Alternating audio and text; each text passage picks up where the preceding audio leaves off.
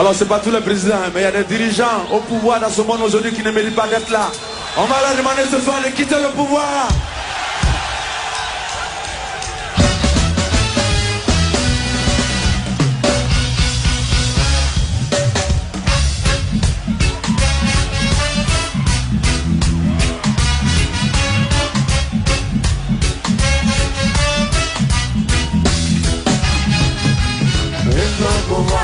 Quitte le pouvoir, je te dis quitte le pouvoir.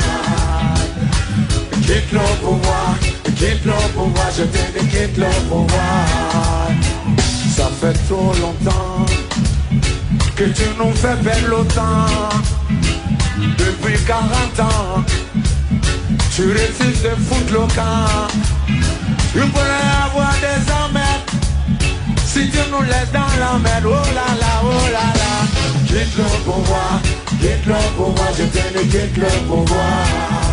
Voilà, chers amis d'Ivoire TV, bonsoir. Merci de suivre le Café de la Presse. Ce soir, nous connaissons tous l'actualité au niveau de l'Afrique, c'est le cas du Burkina. Et puis, bien sûr, dans cette émission, si le temps nous le permet, nous allons faire une ébauche sur la Côte d'Ivoire. Ce soir, avec moi, j'ai M. Yves Bambara, burkinabé, activiste. M. Yves Bambara, bonsoir. Bonsoir, Germain Kwasi. Voilà, M. Georges Kakou, président fondateur de New York TV One. M. Georges Kakou, bonsoir. Bonsoir, Germain. Et puis au téléphone, bien sûr, j'ai M. Alfred Nyali.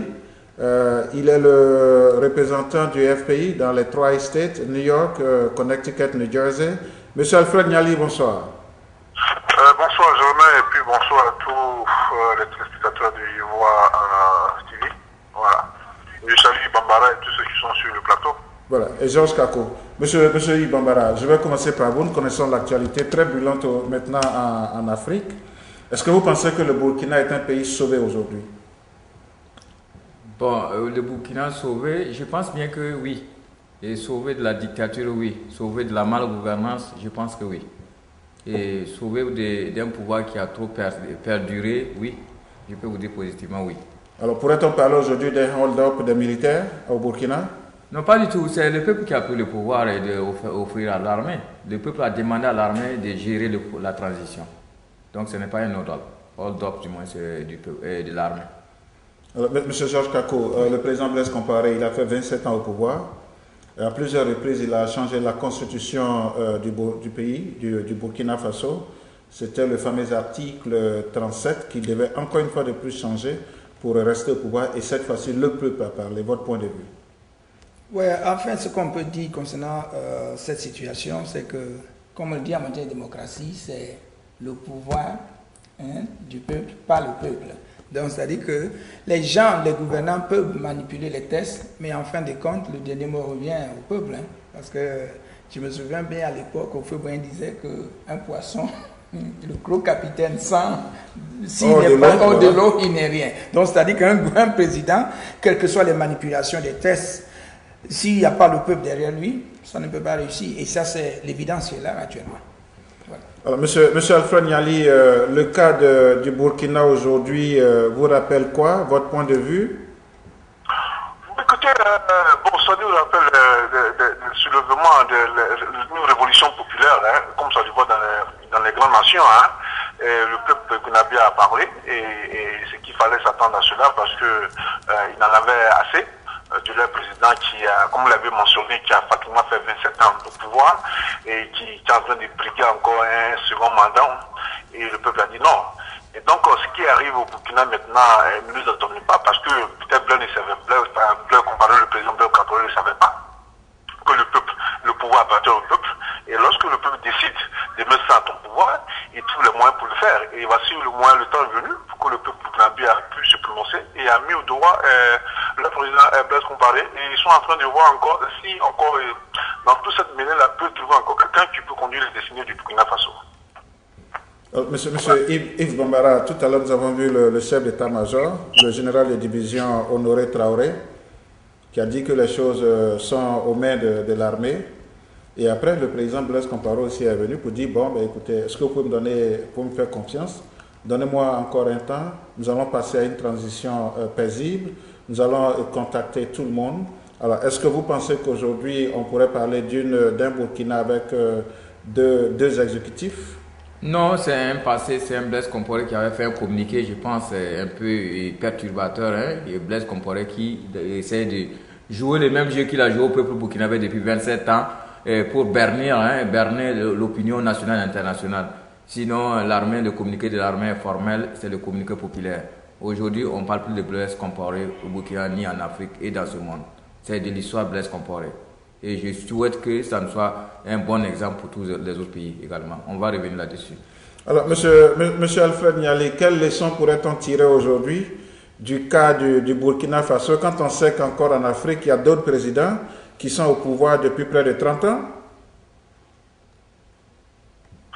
Bon, c'est vraiment difficile de se prononcer.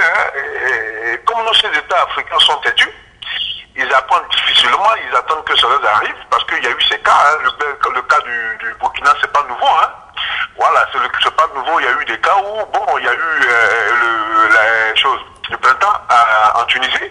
On a vu en Égypte. Ce moment devait donner une leçon aux chefs d'État africains. Mais généralement, ils attendent à ce que le peuple réagisse. Sinon, techniquement, Blaise savait que d'un moment à l'autre, le peuple pourrait le jeter au dehors, mais il a pensé que, bon, il avait le contrôle de son peuple. Il a testé ce peuple, et puis finalement, ce peuple a réagi. Maintenant, il se retrouve au dehors, il demande encore un souci, mais je pense que le peuple a décidé de tourner la page du Blaise Compaoré et voir d'autres religions avec d'autres citoyens burkinabés qui peuvent conduire le destin de ce pays-là. Voilà, Germain. Monsieur Georges Kako, je voudrais prendre le mot, monsieur Alfred Niali. On sait qu'en Afrique du Nord, il y a eu un peu ce cas, la révolution. Après ça, les pays ont été dirigés par des militaires, mais c'est des pays qui n'ont véritablement pas décollé, qui ne sont pas allés sur les rails. Alors, est-ce que vous pensez qu'aujourd'hui, le cas du Burkina Faso, d'être dirigé par des militaires, ne va pas tomber un peu, je dirais, dans cette... je ne vais pas me dire cette bêtise, ne va pas encore tomber dans ce carcan de retour que les pays d'Afrique du Nord connaissent aujourd'hui? En fait, quand il s'agit de, qu'on appelle la prise de pouvoir par l'armée, et dans le cas, venons spécifiquement au cas du Burkina, je crois que ce n'est pas une prise de pouvoir. Je crois que l'armée est en train d'assurer la transition. Vous voyez, l'armée, en fait, c'est son rôle, ça. Son rôle, c'est d'être un régulateur de la situation. Quand la situation est à ce niveau-là, où elle se trouve actuellement, c'est l'armée. Il est du devoir de l'armée d'intervenir pour remettre un peu de l'ordre, calmer la situation, pour que maintenant le peuple puisse, comme on appelle, se ressaisir et puis chercher qui de droit qui peut vraiment assurer la relève. Donc moi je ne pense pas que c'est une prise de pouvoir.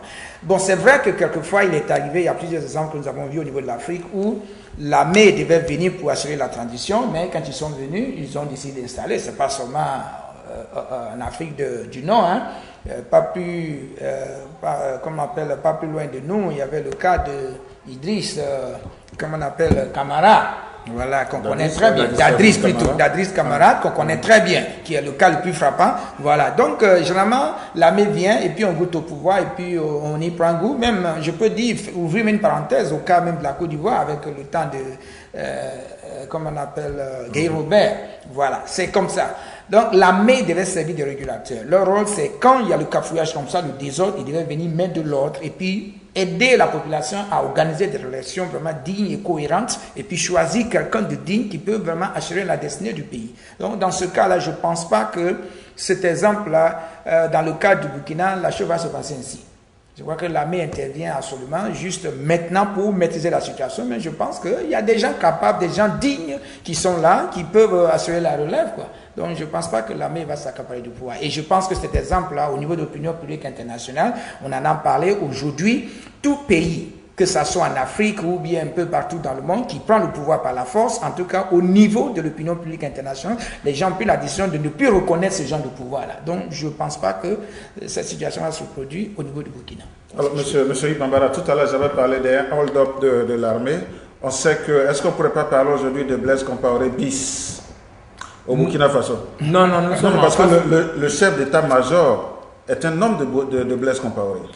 Non, être nommé par Blaise Compaoré ne signifie pas être un homme de Blaise Compaoré. C'était un des fidèles de Blaise Compaoré. Non, les fidèles, c'est Gilbert Diengéré peut-être que j'allais. Si Diengéré avait succédé à Blaise, là, on allait dire toujours la continuité de Blaise. Mais dans ce cas de figure, vous avez vu même le communiqué que lorsque Blaise Compaoré a fait lire passer son communiqué, l'armée a pris ses responsabilités. Parce qu'on ne veut pas, l'armée ne veut pas. Et le chef de l'état-major général des armées, le général Honoré Traoré, que nous connaissons tous, c'est un homme fidèle. Il sait très bien que la sentence qui est arrivée à Blaise Compaoré peut arriver à n'importe qui. Absolument. Donc il aura intérêt pour être un homme d'abord intègre, patriote, de respecter l'engagement tenu et surtout de respecter la durée de la transition. Monsieur Alfred Niali, quand on a suivi tout à l'heure le communiqué de l'état-major, si vous avez bien écouté à la fin, il y a quelqu'un, un militaire, qui a dit « l'armée a pris le pouvoir ». Comment interprétez-vous cette phrase? Alors, monsieur le généraux, nous avons vu des déclarations signées du chef de l'État parlant effectivement de dissolution du gouvernement. Qu'est-ce que vous dites par rapport à ces deux déclarations? Est-ce que le président Compaoré est toujours président de Faso? Cette déclaration, nous l'avons dit. Où est Blaise Compaoré? Nous, on est ici. Est-ce que Blaise est encore à Kosiom? Est-ce que Blaise Compaoré est encore au Burkina Faso? L'armée a pris le pouvoir. L'armée a pris le pouvoir. En fait, comme Yves Bambara est là, je crois qu'il est encore mieux situé parce que il y a un non-lieu qui s'est dit au sein de l'armée. Ça donne l'impression que le Burkina, qui était connu avec l'intégrité de cette armée, qui ne badine pas dans des situations comme ça, qui réagit rapidement et donne les chefs d'État au pouvoir. Mais on constate que avec le soulèvement du peuple burkinabé, l'armée est restée sereine derrière le président Blaise Compaoré. Et quand vous voyez que quand on lance un état de siège dans un pays où on pose la question aux militaires pour dire mais vous déclarez que l'Assemblée nationale est dissoute, que le gouvernement est dissoute, et vous ne donnez pas la position du président Blaise, est-ce qu'il y a quelque chose qui ne dit pas son nom? Et c'est à ce niveau-là, il y a des confusion là, qui dit encore, Blaise encore au pouvoir, mais comme on le dit dans la déclaration, dans le suivi de ce qui se passe au Burkina, le peuple burkinabé est déterminé à tourner cette page-là de Blaise Compaoré. Malgré la déclaration, il a fait un communiqué, c'est Blaise là, où il demande au peuple qui s'excuse et qui retire en fait tous les éléments qu'il a mis sur la table et qu'il a compris le peuple, que le peuple donne la chance de continuer cette transition à ce que les gens viennent. Bon, parce que voilà, il s'est fait coincer. Mais je pense que le peuple burkinabé n'est pas dupe, parce que lorsqu'une révolution est lancée, on ne peut pas l'arrêter. Donc les discours qui vont venir après n'intéressent plus le peuple parce qu'elle a déjà composé plusieurs fois avec Blaise, pendant 27 ans. Donc elle est déterminée à tenir cette page-là. Mais la réaction de l'armée burkinabé, et à ce niveau, c'est toute la grande question, et je pense que Yves Bambara étant sur le plateau, peut nous déterminer à ce moment pourquoi on ne voit pas une armée réunie, derrière le peuple. Elle a encore divisé, elle a encore soutient encore Blaise Compaoré. On ne sait pas si Blaise Compaoré encore manipule cette armée-là, ou bien elle contraint véritablement cette armée, ou elle a mis des gens autour d'elle là, ou l'armée même véritablement elle ne réagit pas. Elle ne sait pas, mais pas. On se rappelle, lorsqu'une révolution se soulève dans le pays, arrivé un moment là, l'armée est obligée de se mettre derrière le peuple. Ici, on constate qu'il y a encore l'armée derrière Blaise, et la grande question qu'on se pose, et nous qui ne sommes pas les Burkinabés, nous qui observons l'actualité au Burkina, Yves Bambara étant sur le plateau, il faut nous donner pourquoi cette lenteur du niveau de l'armée. Je vous remercie, chose. Alors, monsieur Yves Bambara, la question vous revient? Oui, et quand l'armée a déclaré que l'armée a pris le pouvoir, vous avez vu, comme notre frère Alfred vient de le dire, et l'armée ne pouvait pas montrer qu'il était une armée de putschistes. C'est pourquoi les journalistes, étant harcelés des questions des journalistes, elle était obligée de dire par le chef d'état-major général des armées que l'armée a pris le pouvoir. Mais sinon, c'est le peuple qui a pris le pouvoir. Mais comme ils étaient coincés et face à la déclaration hasardeuse que Compaoré est en train de faire toujours, et d'ailleurs je vous confirme qu'on n'a aucune nouvelle du lieu en tout cas actuel de Blaise Compaoré, alors face à cette situation confuse, il fallait que l'armée déclare ouvertement et virtuellement qu'elle a pris ses responsabilités. C'est pourquoi vous avez entendu l'armée au pouvoir, a pris le pouvoir pour gérer la transition de 12 mois. Alors tout à l'heure, quand nous sommes arrivés, vous étiez accroché à votre téléphone, M. Yves Bambara. Quelles sont toutes fraîches les dernières nouvelles du Burkina? Les dernières nouvelles, bon, les nouvelles ne sont pas bonnes. Nous avons perdu beaucoup de personnes, une trentaine environ. Demain, on attend demain. Officiellement, on dit qu'il y a une personne. Non, c'est pas une personne parce qu'il y a eu des victimes au niveau de Kosiam lorsque les. D'où tenez-vous vos informations? Bon, des éléments sur place, des camarades sur place me donnent des informations rassurantes du pays, mais c'est pourquoi je suis un peu attristé qu'on pourrait oser s'entêter jusqu'à faire partir des jeunes, de la vie des jeunes gens qui avaient tout l'espoir de vie devant eux pour partir à cause de son entêtement, pour avoir duré 27 ans, passer 27 ans à la tête d'une nation, 27 ans de bombasses, de corruption, de malgouvernance. Malgré tout cela, le peuple burkinabé avait pris son mal en patience pour qu'il termine ce mandat. Nonobstant cela, Compaoré voulait se pérenniser parce qu'il ne voulait pas changer la constitution, mais il voulait modifier totalement pour dire que le président du Faso est réélu pour 2 mandats de 5 ans renouvelables une fois. Allez-y comprendre. Donc vraiment, c'est pour que c'est un soulagement, mais en deuil. Alors, M. Georges Kako, M. Ibambara parle de pérennisation de nos présidents en Afrique. Est-ce que ce n'est pas véritablement un mal, ce n'est pas une gangrène qui ronge un peu notre Afrique? On pourrait citer des pays comme le Gabon, on pourrait citer des pays comme les 2 Congos, et tout ça. Nous avons des présidents qui sont là, qui sont en train de se pérenniser. Est-ce que ce n'est pas le cas du Burkina? Est-ce que ce n'est pas un cas isolé? Non, ce n'est pas un cas isolé, et comme tu viens de le dire, effectivement, c'est une situation que nous voyons un peu de façon courante au niveau de l'Afrique. Et ce qui est dommage dans cette situation, c'est qu'il y a eu des antécédents et les gens n'apprennent pas. Et c'est ça qui est le problème. Parce que le cas de Blaise Compaoré, par exemple, il aurait pu quand même apprendre de ses prédécesseurs, ceux qui ont été évincés par le peuple. C'est ça, il y a des exemples comme ça à travers toute l'Afrique. Alors c'est dommage que les gens puissent vraiment tenir tête comme ça à une population. Ce n'est pas possible, ce n'est pas possible. Je peux dire, on peut manipuler les gens jusqu'à un certain degré. Mais ce qui est sûr, aujourd'hui parlant, surtout quand vous parlez de l'Afrique aujourd'hui, il y a tellement d'intellectuels aujourd'hui en Afrique. Dans le passé, ces choses-là pouvaient réussir parce que, effectivement, l'intelligentsia africaine n'était pas aussi développée. Donc, quelqu'un qui arrive à la tête d'un pays, il peut manipuler le peuple avec la désinformation, la corruption, comme le frère venait de le dire tout à l'heure. L'Afrique est un continent malade. Et quand on est malade, je me rappelle à l'époque, je vais faire une parenthèse, il faut dire que l'homme qui a faim n'est pas un homme libre. Parce que, effectivement, quand tu as faim, tu es tenu par celui qui te donne à manger. Et ces gouvernants que nous avons eus dans le passé, connaissant ces genres de théories-là, ces genres de techniques-là, ils ont utilisé ça vraiment à vive voix pour vraiment manipuler leur population et les gens qu'ils ont gouvernés jusque-là. Mais aujourd'hui, les choses ont changé. Ils doivent voir ça. L'autre a failli essayer ça au Sénégal, mais heureusement qu'il a compris. Comment il s'appelle? Voilà, il a failli essayer la même chose au Sénégal. Heureusement, il a compris. Je suis vraiment surpris que jusque-là, Blaise n'a pas compris cela, parce que ce n'est pas la première fois qu'il change la constitution. La dernière fois où il a tenté, il y avait eu quand même des murmures, il y avait eu des réactions et tout. Ça devait être un avertissement quand même pour lui. Et 27 ans, il y a des gens qui sont nés aujourd'hui au Burkina, ils n'ont connu d'autres gouvernements que ce président-là. Vous voyez, il y a des gens qui sont nés avec le gouvernement de Blaise Compaoré et qui ont grandi, qui sont devenus des gens adultes avec ce gouvernement-là aujourd'hui. Nous parlons de 27 ans, ce n'est pas 27 jours, quand même. Il ne va pas dire quand même qu'au Burkina, il n'y a personne d'autre qui est apte de diriger ce pays-là. Il doit quand même prendre au moins quand même sa retraite. Et même s'il trouve qu'il a encore la force de diriger le pays, mais le temps était avancé, mais fait la place quand même à quelqu'un d'autre. Donc, comme tu le dis, c'est une situation, mais je suis convaincu que maintenant, ces pays africains-là sont en train de voir un peu ce qui se passe et il est temps. Vraiment, je salue un peu le bravo, je veux dire que je salue le courage du peuple burkinabé, c'est ce qu'il faut faire. Parce qu'en matière de démocratie, tant que vous remettez le pouvoir à quelqu'un, il continuera toujours de vous gouverner. Ça, c'est comme ça.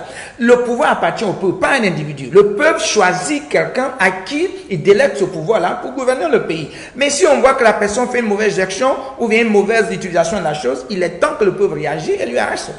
On n'a même pas besoin de passer par les élections. On peut effectivement faire ça. Et je crois que c'est ce qui va amener les autres aujourd'hui à observer la chose et dire, bon voilà, je suis resté au pouvoir de ce pays-là pendant peut-être 10 ans, parce que j'ai eu mes deux mandats, comme la Constitution le prévoit, il est temps pour moi de partir. Et je crois que c'est ce qui va se faire. Et donc, je crois que c'est un bon exemple. Donc, enfin, pour cette situation, c'est ce que je voulais ajouter.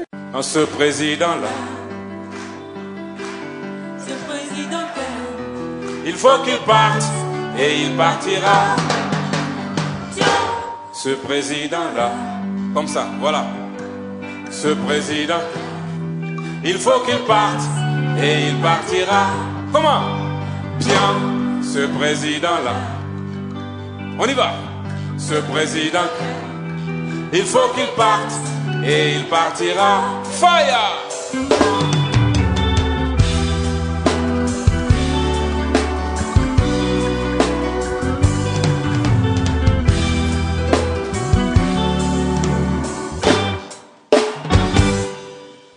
Alors, monsieur Alfred Niali, on est tenté de se poser la question de savoir où va notre Afrique. Est-ce que on aurait bien pensé que le cas de la Côte d'Ivoire aurait été le dernier cas dans toute l'Afrique, de sorte à pouvoir propulser notre continent en avant, le continent le plus riche, mais malheureusement le continent qui est en arrière. Où va notre Afrique aujourd'hui? Est-ce que, surtout que la France et les États-Unis se sont élevés dernièrement pour dire qu'à partir de maintenant, tout président africain ne doit rester au pouvoir que pendant, je crois, 10 ans ou 8 ans, selon leur constitution. Où va notre Afrique, M. Alfred Niali? Bon, notre Afrique, cette Afrique-là encore être à construire, hein, parce que cette Afrique, pratiquement, quand vous regardez l'âge de certains continents africains, elle est vieille, mais notre démocratie, elle est encore très jeune, hein, elle va de 50 ans ou 60 ans de plus, hein, comparée à l'Europe. C'est-à-dire qu'on a du chemin à faire.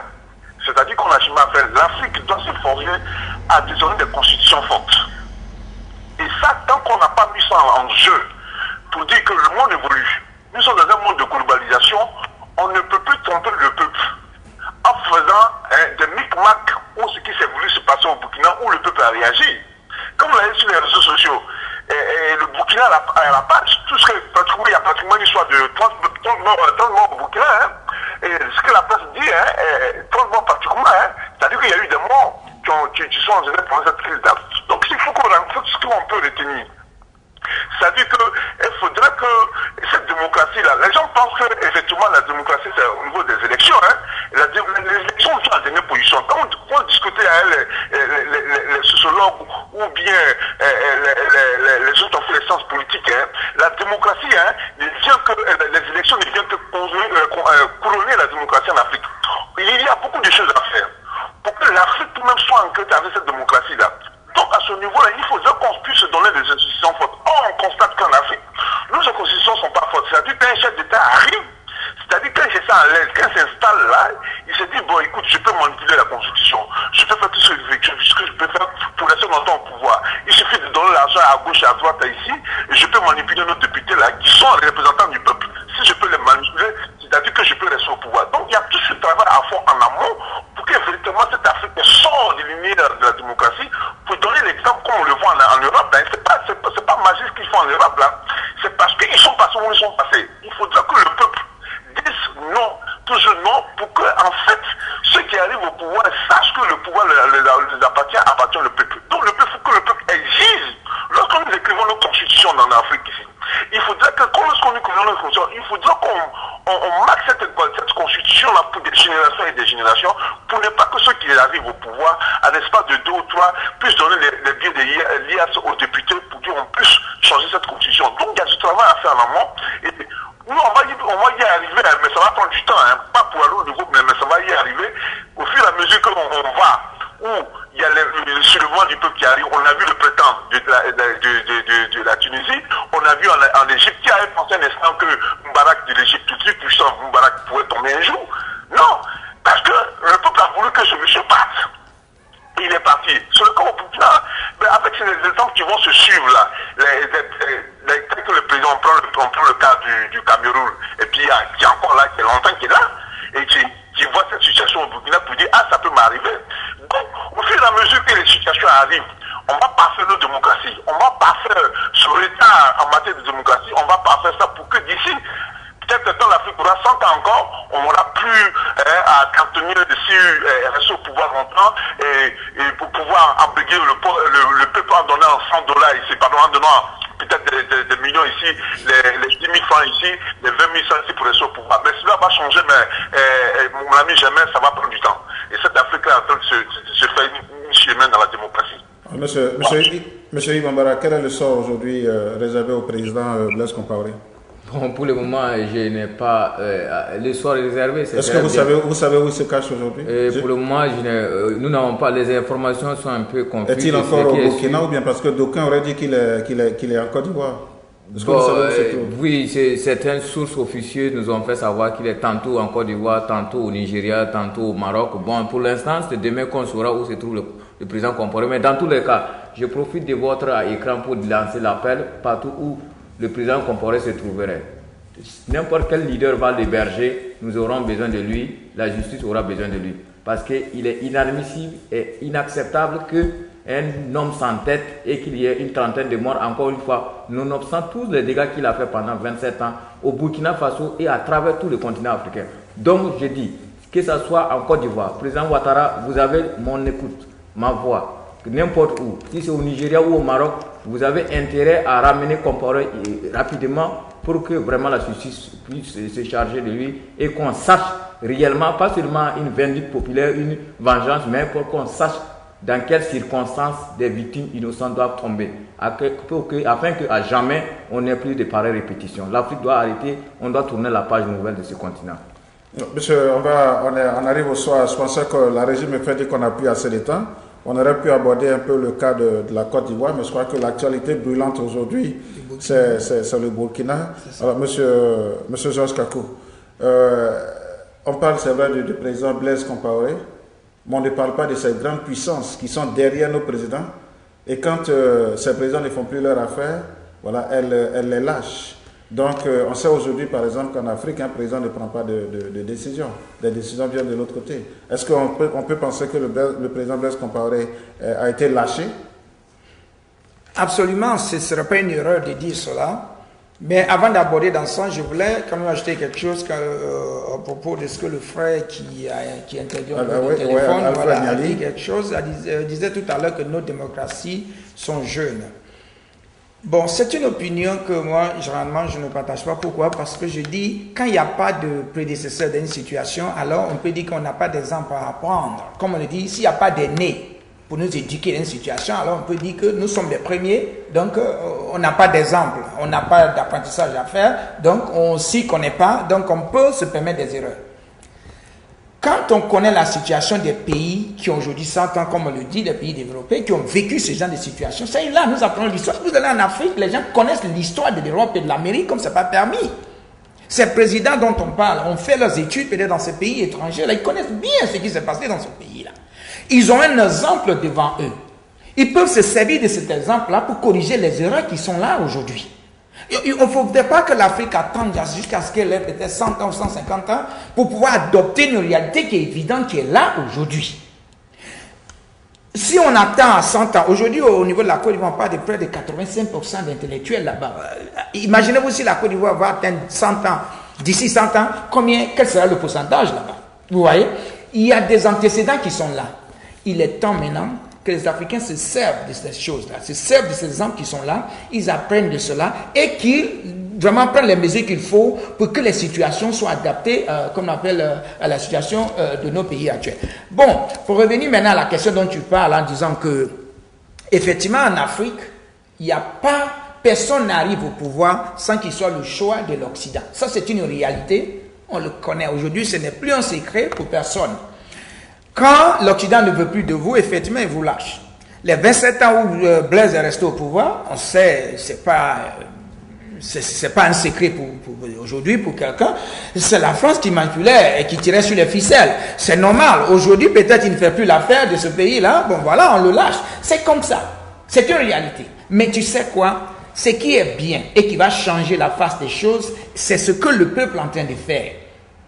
Si le peuple comprend que le pouvoir, c'est quelque chose qu'on délègue à une personne pour la gestion du pays, mais le pouvoir n'appartient pas à celui qui gère le pays, tant que l'Afrique aurait compris, tu vois, cette notion qu'on appelle la démocratie, alors ce genre de choses-là vont plus se répéter. Parce que si on met quelqu'un au pouvoir, qu'on lui dit, la Constitution dit qu'on a, par exemple, tu as 2 mandats à faire et partir, tes 2 mandats arrivent, tu essaies de changer la Constitution, il faudrait que le peuple se soulève si les députés ne veulent pas faire leur travail.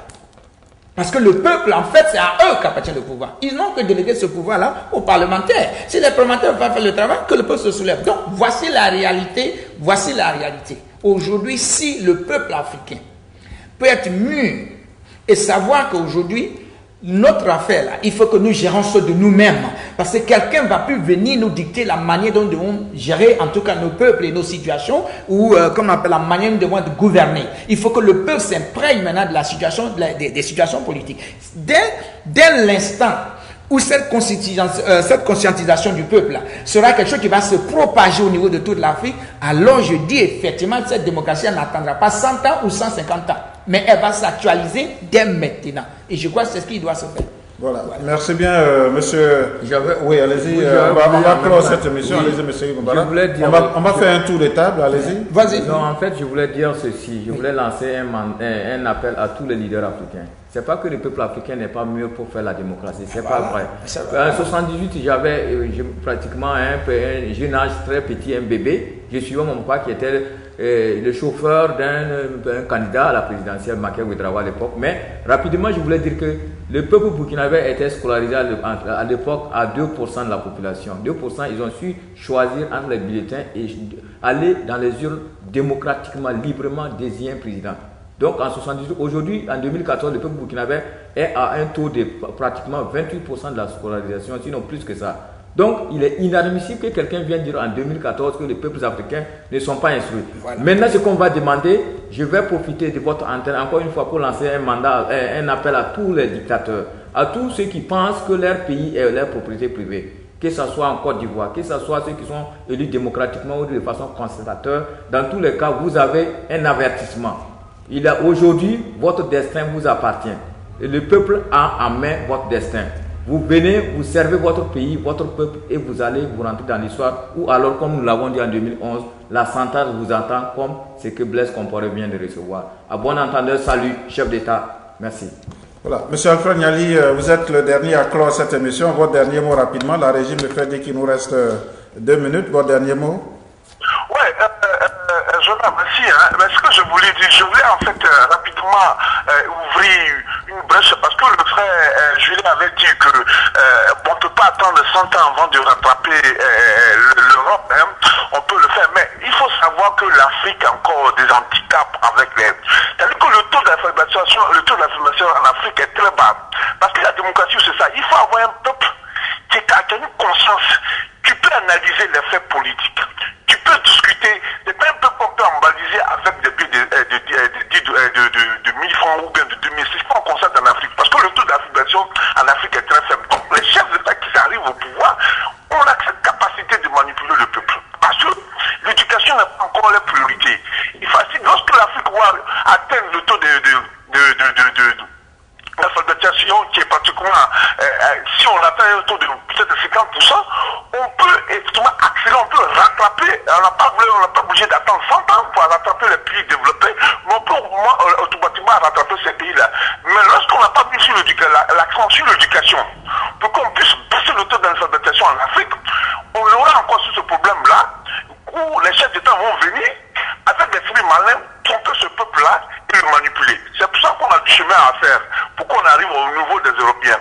Sinon, ce qui se passe au Burkina, c'est une leçon encore de plus. Parce que c'est pas nouveau, le cas du Burkina, c'est pas nouveau. Il y a eu des révolutions en Afrique, mais les chefs d'État africains sont têtus, ils apprennent différemment les leçons. Il faut que, lorsque le peuple se réveille, c'est là qu'il prend conscience, pour l'instant, pour dire, attention, ce pouvoir ne m'appartient pas, mais ce pouvoir, c'est le peuple qui donne.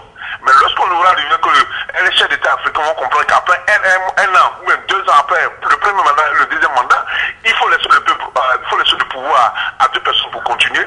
Lorsqu'on va arriver à ce stade-là, on va gagner du temps, et puis on va gagner plus en expérience parce que l'Afrique, comme on le dit souvent, c'est pas un pays qui est pauvre, c'est un pays qui est vachement riche, mais on a encore la tête parce que, c'est vrai, cette démocratie n'est pas véritablement entraînée en Afrique. Mais quelqu'un a soulevé le problème de l'Europe qui manipule tout ça, c'est vrai, ça va faire un débat, mais comme nous sommes en cours de temps, on ne va pas encore ouvrir cette brèche là-dessus, comme on l'appelle, le néocolonialisme qui joue aussi un rôle à cela, mais celui qui donne en tant qu'Africain, celui qui donne l'opportunité à ces gens-là pour dire est devenu manipulé parce que eux ils savent les blancs. Quand une révolution s'élève là, ils se disent on n'a rien à faire parce que le peuple est là. dans la rue, le peuple veut le pouvoir, le peuple est décidé. Donc automatiquement, c'est-à-dire que lorsque le peuple se lève là, l'Europe se retire. Elle ne peut rien faire comme la révolution du peuple. Mais lorsque c'est un coup d'État, quand les militaires te disent, bon, ils peuvent plus manipuler, plus intervenir, puis c'est une histoire de rébellion ou autre là. Mais lorsque le peuple se soulève là, l'Europe ne peut rien dire. Elles assistent, elles attendent finalement pour dire, bon, écoutez, le peuple a dit, monsieur, allez-y, parce que le peuple s'est décidé à prendre le pouvoir, à vous arriver à la tête du pouvoir. Donc, à ce niveau-là, c'est là que les chefs d'État africains doivent tirer les leçons pour dire, attention, le pouvoir nous appartient, mais il appartient au peuple. Merci, Germain, pour votre invitation. Voilà, chers amis du Café de la Presse, je voudrais bien sûr remercier nos invités de ce soir. J'avais sur le plateau M. Yves Bambara, il est activiste, il est burkinabé. Avec lui, nous avons discuté de la politique de Burkinabé.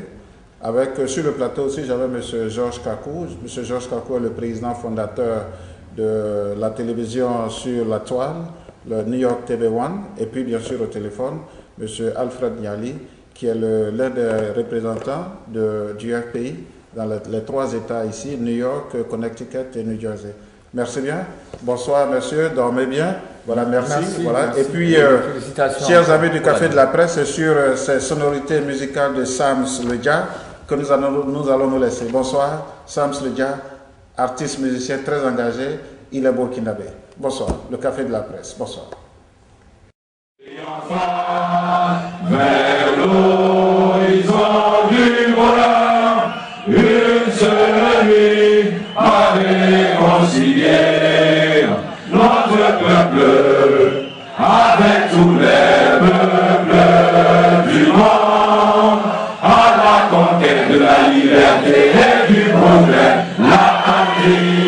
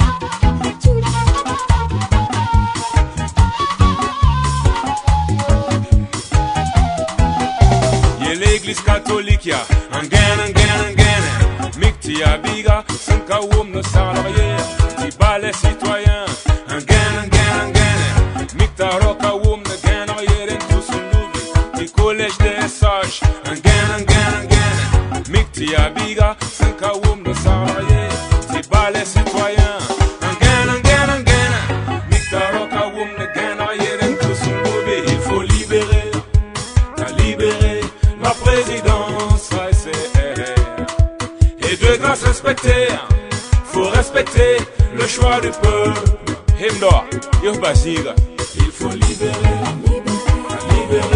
la présidence. Et de grâce respecter, faut respecter le choix du peuple. Nga tien, oui au foot,